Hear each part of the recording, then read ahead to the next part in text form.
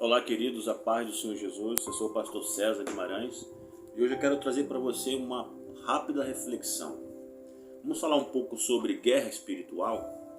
Vamos falar um pouco sobre os planos de Satanás para nos desviar dos caminhos de Deus. Eu quero aqui usar o exemplo aqui de um espelho. Quando você se olha no espelho, você vê a sua imagem na sua totalidade. Quando o espelho se quebra, se você tentar olhar a sua imagem, ela vai estar fragmentada. Cada pedacinho vai ter uma parte sua. O que isso tem a ver com os planos de Satanás para destruir a vida do homem? Quando você aceita a Cristo como teu Salvador, e você vem do mundo, você vem como esse espelho quebrado, em pedaços, fracionado, uma vida destruída pelas consequências do pecado que deu legalidade ao diabo para agir na sua vida. E quando você entrega a tua vida a Cristo, a sua vida é refeita novamente. Cristo te entrega uma nova vida. E Ele vai restaurando isso que foi fragmentado pelo inimigo. Certo? A Bíblia diz aqui em 2 aos Coríntios, carta de Paulo aos Coríntios, capítulo de número 2, versículo 11, o seguinte: porque não ignoramos os seus ardis. O apóstolo Paulo está se referindo aqui a Satanás. No texto completo, ele fala de perdão, o verdadeiro perdão a uma pessoa que é ofendida, ou que foi ofendida, a liberar o perdão, para que ele não fosse vencido por Satanás. Então, nós sabemos aqui que o inimigo ele tem técnicas, ele tem estratégias para destruir a vida daqueles que estão na presença de Deus. E uma dessas técnicas, dessas estratégias, é fragmentando a tua vida, é fragmentando a tua caminhada cristã, é fazendo você voltar atrás, é fazendo você mergulhar em um mundo de pecados, é fazendo você sair da presença de Deus gradativamente. E uma das áreas que ele tenta você é com cuidado com o mundo. A Bíblia diz que nós não podemos amar o mundo, porque aquele que se diz amigo do mundo, ele é inimigo de Deus. Não ameis o mundo, nem o que no mundo há, porque todo aquele que ama o mundo, o amor do Pai não está nele. Diz aí o apóstolo João em sua primeira epístola, capítulo 2. Interessante isso, né? Então o mundo ele é uma arma na mão de Satanás para desvirtuar os filhos de Deus. Nós sabemos que o diabo usou esta arma contra Jesus na sua tentação ao deserto para ser tentado. E em uma das suas tentações, o diabo chegou-se a ele e disse o seguinte: se tu és o filho, tudo isso foi dado a mim, levou ele num lugar bem alto e falou: tudo isso foi dado a mim, eu dou a quem eu quiser. Se você se prostrar e me adorar, eu te darei tudo isso. Ou seja, o diabo ofereceu para Cristo os prazeres, a luxúria, o glamour, toda a polpa que o mundo oferece. Quando eu falo mundo, eu não falo de cosmos, eu falo de sistema. O sistema implantado nesse planeta para corromper a humanidade e afastar a humanidade da presença de Deus. Então ali Jesus vence essa tentação. Jesus fala assim: para trás de mim, Satanás, porque está escrito: ao Senhor teu Deus adorarás e só a Ele servirás. Jesus o venceu rejeitando a sua oferta. Então é uma oferta que o diabo tem entregue a muitas pessoas. E ele não vai tentar quem está lá fora, ele vai tentar quem está dentro da igreja. Ele vai tentar quem está na presença de Deus, ele vai tentar aquele que é a igreja realmente, aquele que vive na presença de Deus, aquele que nasceu da água e do Espírito, aquele que tem compromisso com Deus. É esse que vai ser tentado por ele. Então, querido, a primeira área que ele tenta o ser humano é essa área, tá? Esse versículo que eu falei aí da tentação de Jesus está em Mateus capítulo 4. Ele se encontra aí nos evangelhos sinóticos também, tá? Se encontra em Lucas, sim, lá em Lucas também está. Então o que acontece? Outro passo que o inimigo usa é a ansiedade. Existe uma ansiedade normal e uma ansiedade patológica, uma ansiedade doentia. A ansiedade normal é aquela ansiedade que você tem. Exemplo, você comprou uma passagem para fazer uma viagem, sair de férias. Então você fica com aquela ansiedade de chegar logo o dia de você viajar, é uma ansiedade normal. A ansiedade patológica, doentia, é aquela que você vive constantemente preocupado, você vive pensando no amanhã, você não tem paz em nenhum momento da sua vida. É a ansiedade patológica. Então é uma área que Satanás tem atuado na vida de muitos crentes, na ansiedade. Jesus ele falou sobre isso em Mateus capítulo 6, quando ele instruiu os seus discípulos no Sermão do Monte, a todos que estavam ao redor dele, dizendo: não andeis ansiosos por coisa alguma, basta cada dia o seu próprio mal, mas antes buscai o reino de Deus e a sua justiça, e todas essas coisas vos serão acrescentadas. Então a gente entende o cuidado de Deus para com aqueles que o servem. Então, querido, falei de duas áreas aqui. Primeira área, cuidado com o mundo, com o sistema. Tá? Deus já te tirou dele, você saiu do Egito, você não pode voltar mais para ele de forma alguma. O cuidado com a ansiedade. Outra coisa que eu coloquei aqui também, tá? Peso sobre o nosso espírito. Existem momentos que você se sente pesado, você se sente como se você tivesse... É difícil de você caminhar, você sente dificuldade em orar, dificuldade em ler a palavra de Deus, dificuldade em se consagrar. Então nesses momentos você precisa orar. Nesse momento você precisa perseverar na oração, perseverar na presença de Deus, para que Deus possa te dar a vitória e romper com isso. Tá? Todo cristão consagrado a Deus, que busca a Deus, passa por essa situação. Então o inimigo ele tem tentado de todas as formas tirar aqueles que estão na presença de Deus da sua presença. Deus, os servos de Deus verdadeiros. A ausência de perdão. Aí eu me reporto ao texto que eu li aqui no início, quando Paulo fala que nós não devemos ignorar os ardis de Satanás, as estratégias, as artimanhas de Satanás. Tá? O nosso inimigo, ele é limitado em seu poder, porque todo o poder e toda a honra pertence a Jesus, e Jesus tem nas mãos o poder da morte e do inferno. Todo o poder foi dado a Cristo na cruz, mas o nosso inimigo também tem um certo poder limitado com seus anjos, mas tem um certo poder. Então Paulo diz ali, quando ele fala que nós não devemos ignorar os seus ardis, se você lá em 2 Coríntios, onde eu li aqui, tá? Ele vai estar dizendo ali que ele precisou liberar o perdão contra aqueles que ofenderam ele, de forma verdadeira, diante da igreja, para que ele não fosse vencido por Satanás. Então, querido, o diabo não brinca de ser diabo. Então nós não podemos brincar de ser crentes, de ser cristãos, de se esforçar para estar na presença de Deus.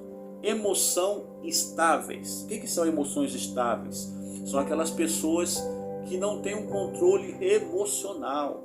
Aí já vai para o lado dos frutos do Espírito, né? Aquela pessoa que é nervosa demais, aquela pessoa que se você fala uma coisa quer brigar, a pessoa não tem domínio próprio. O domínio próprio é um fruto do Espírito. Gálatas capítulo 5, versículo 22 fala sobre isso, os frutos da carne e os frutos do Espírito. Então é mais uma área, emoções estáveis, aquela pessoa que não tem estabilidade emocional. Uma hora ela está lá em cima, outra hora ela está lá embaixo, complicado. Então pessoas assim precisam ser tratadas, tá? Em nome de Jesus. Outra área que o inimigo usa é a acusação. Ele é o acusador, ele acusou Jó, né? Então nós sabemos, ele acusou Josué lá em Zacarias capítulo 3, diante do trono do Senhor. Então ele é o acusador de nossos irmãos, nosso acusador, mas nós temos que vencer ele pela fé, em nome de Jesus, pela fé no Senhor Jesus, pela obra que ele fez por nós, tá? Então são situações que ele tenta nos fragmentar. Mais uma vez, eu chamo você aqui a realidade do espelho. O espelho, quando você se olha ali, você se vê inteiro. Se você quebra aquele espelho e tenta se olhar, você vai ver partes do seu rosto fragmentado.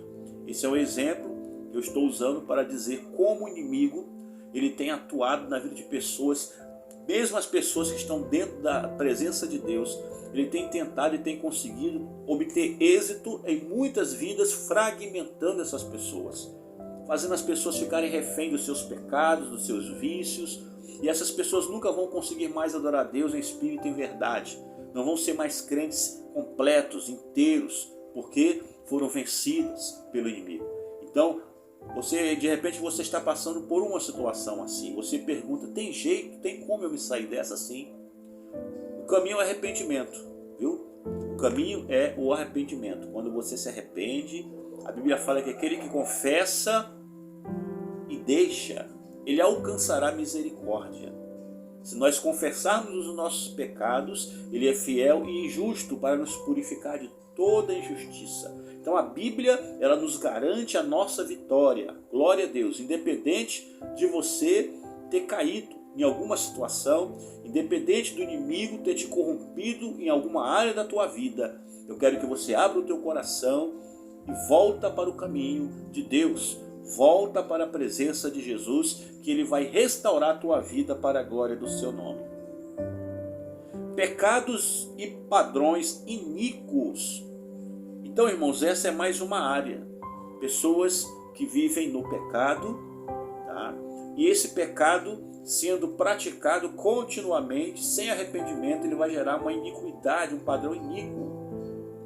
Então essa iniquidade vai trazer juízo de Deus sobre a vida dessa pessoa. Então que você abra seu coração, porque Deus ele pode restaurar você. Deus ele tem poder para renovar as tuas forças. Aleluia. Então tudo isso, essas partes que eu falei aqui, elas fragmentam a alma do homem diante de Deus. E esse homem fica incompleto, tá? Ele fica incompleto porque ele não está mais na presença do Senhor. Ele foi fragmentado pelo inimigo. E se ele não buscar ajuda, se ele não buscar voltar ao primeiro amor, voltar à sua vida espiritual, ele vai se perder. Então a fragmentação, irmãos, ela acontece na nossa vida. Se você deixar, o inimigo ele vai te parar. Principalmente aqueles que têm um chamado para fazer alguma coisa em prol do reino de Deus. Ele vai tentar de todas as formas te parar, te paralisar. Aí você pergunta, mas nem tudo é obra do diabo. Claro que não. Existe uma parcela humana de culpa. Mas não podemos descartar que o diabo, o nosso arqui-inimigo, que fez Eva comer o fruto lá no jardim do Éden, que vem corrompendo a humanidade em todas essas eras, não podemos descartar os seus ardis. Paulo diz lá no texto que eu li, não podemos subestimar os seus ardis. Ele age de estratégia para derrubar o Filho de Deus. Então que você possa abrir o teu coração. Se você caiu, se você foi derrubado em alguma área da tua vida, eu quero dizer para você que Deus tem perdão para você. Deus tem restauração para a tua vida. Deus tem cura para a sua alma. Aleluia. Ele é Senhor. Bendito seja o nome dele. E ele veio para libertar os cativos. Eu vou ficar por aqui, tá? Também quero deixar para você Tiago, capítulo 1, versículos 6 e 8. Tiago, capítulo 1, versículos 6 e 8. Quando o Tiago disse, aquele que ouve a palavra e não pratica é semelhante à onda da praia, à onda do mar, impelida e agitada pelo vento, nunca é constante. Deus não trabalha com gente constante, viu? O cristão tem que ser constante, tem que ter firmeza, continuar a sua vida ali, firme na presença do Senhor Jesus. Mesmo com os desafios, mesmo com as lutas, eu quero deixar essa mensagem rápida para o teu coração e dizer que Jesus te ama, independente da situação que você esteja vivendo. Se de repente você caiu em algum pecado, de repente você está preso, não consegue se libertar, mas eu quero declarar agora uma palavra profética para a tua vida. Em nome de Jesus, levanta a tua cabeça e marcha. Deus manda você hoje, aleluia, se arrepender. Dobra o teu joelho aí e se arrepende de que você esteja. Peça perdão ao Senhor, que a glória de Deus vai renovar você novamente. O sangue de Jesus nos purifica de todo pecado. Em nome de Jesus, que Deus te abençoe. Eu deixo essa mensagem para você. Peço que você curta esse vídeo, comenta e compartilhe em nome de Jesus. Eu vou estar orando pela sua vida neste momento. Senhor Deus, Pai, em nome de Jesus, eu te peço por cada um que ouviu esta mensagem. Que o Senhor possa restaurar estas vidas, renovando, fortalecendo, curando, libertando. Que todo o poder do inferno seja caído agora contra esta vida, seja quebrado. Que as correntes sejam despedaçadas pela tua unção. No nome de Jesus, que o Senhor possa operar maravilhas na vida deste irmão e que ele possa confiar, porque Tu és fiel, Pai. Em nome de Jesus, eu entrego em Tuas mãos e declaro a vitória no nome de Jesus. Eu sou o pastor César Guimarães, pastor da Igreja Assembleia de Deus, Ministério Reedificando Ruínas, aqui na cidade de Foz do Iguaçu, Paraná, bairro Morumbi 3. Tá? Que Deus te abençoe, em nome de Jesus.